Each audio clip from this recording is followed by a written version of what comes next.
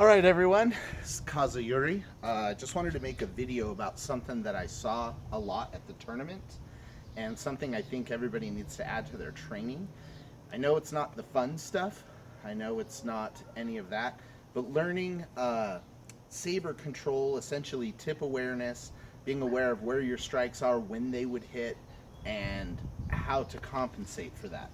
So it's going to be kind of an unusual thing to show. I'm going to use this tree to show you, but when you're swinging and you're cutting, a lot of us get into this mode where we've got to cut all the way through in order to score a point and build the speed really for us to score the point as well, because you have to be faster. Let's all admit this is a sport, this is a competition. Speed plays a huge part of this. I'm actually going to use this little notch of the tree right here for that cut. But so what we're doing when we're first starting is we're like, ha! And you feel you've got to cut all the way down here because that's the only way you can build speed. Just get that in there, right?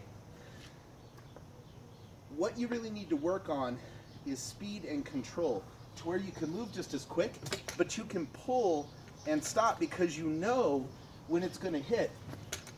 You know right where your scoring is, and you know how hard it is, so that you're not cutting all the way through when you're hitting a person.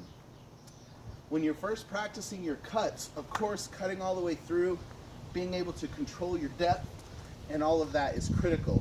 The first exercise, and I've showed it multiple times, and I know it's not fun, but the exercise that really is going to start you down that path is going to be the different depths of cutting, to where you're starting here and you're cutting all the way through your sai, then you're cutting cho, and you're cutting shim. My speed and intensity is not changing on any of these, but I am stopping knowing where that is. That's your first step, is just cutting repeatedly, being able to stop where it is. It's best if you have a visual. Let's say you have a poster on the wall of a person, or you have one of those cardboard cutouts of somebody that stands up. Put it far enough away you're not going to hit it, but then you have a visual. I want to hit this in the head. So you take your stance and you hit it on the side of the head. And you're like, I want to cut its head off. Cut all the way through and know where that is. You don't need to cut all the way over here. Just cut far enough through that you're cutting the head of whatever it is in front of you off, and stop your cut. Learn how to do that. Once you get good at being able to choose a target, hit a target, stop at a target, through a target, whatever your goal is, then you need to move to something with some feedback, so that you can understand that it moves, but then when it hits, learn to relax. Learn as you're going to score your hit. You don't have to let go. I'm exaggerating because I want you to see in the video. But notice, once I hit, I don't need to be hell-bent for leather anymore. I can stop because I feel the feedback. Instead of being "Ugh!" and trying to cut through, you need to be able to and just let it score. Notice when I hit, I don't pull it back. I don't let it bounce. I don't let it hit. In my style, we teach all about controlling center. So once you score your hit, you want this in front of you controlling. It's the function of using your sword both as a shield and a weapon. So you want your lightsaber in front of you, between yourself and your target, here, so that it stays between the two of you.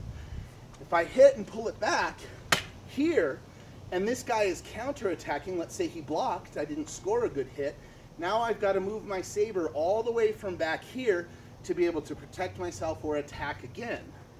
Whereas if I keep it in front of me here, it's ready to go, defend, block, hit, it's already in front of me. It's already here and ready to go. So that's another thing to work on if you want to learn it in my style. You'll see a lot in the kendo footwork in there where they hit and pull back. Very quick and springy. In no way am I ever going to say that's wrong. They're very good at what they do. It's a different thought process. So just because I have a thought process and a way of thinking and the way I was taught does not make it right. It just makes it different. So you need to learn, watch videos of different styles. There's a ton of stuff out there. There's Chinese martial arts, European martial arts, Japanese martial arts, Filipino martial arts. This stuff is everywhere, and there are people putting out all kinds of basic introductions and basic how-tos of their arts all over the internet.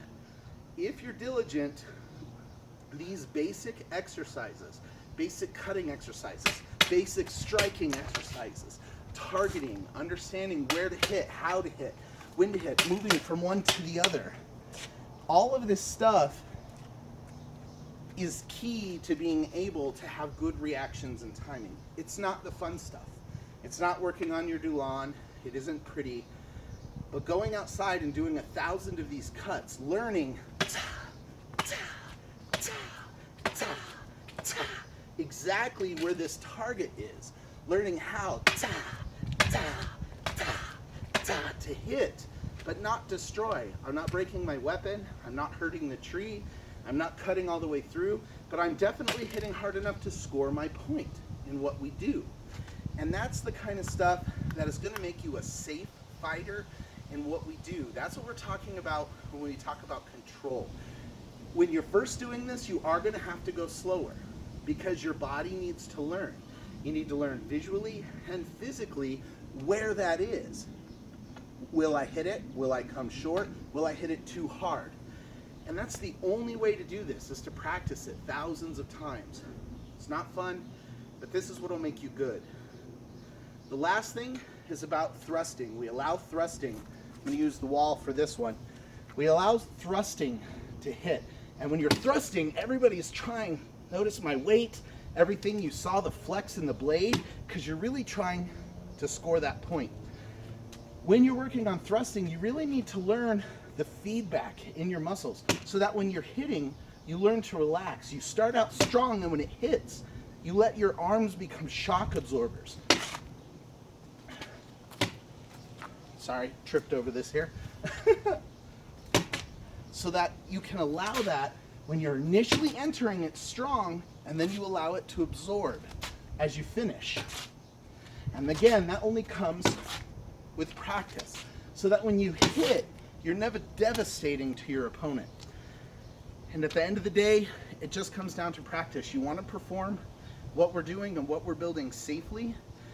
These are the kind of things that ensure the real safety. The gear we wear helps. It really does. The gear saves tons of injuries and serious things that could have happened. For anybody who was there, the Gorget probably saved Brian's life. Definitely saved him from serious injury. But if the people who he was fighting against had better sword control, they could have scored their point and retracted, and those blows would have been much less devastating than they really were. So this is the kind of stuff that keeps our passion, our legion, and our tournaments safe. The gear is awesome, the gear is mandatory, the gear is great. But what really makes what we do safe is the skill of the fighters. So these are the kind of drills that I really want to see you guys performing. I'm going to do this from center stance because it keeps me in here, but practice your different cuts. Cross cut, horizontal cut, rising cross cut. Notice how gently I'm hitting. I'm not sacrificing speed on anything that I'm doing. I'm not sacrificing speed, but I'm not hitting so hard that these are devastating. I'm not hitting.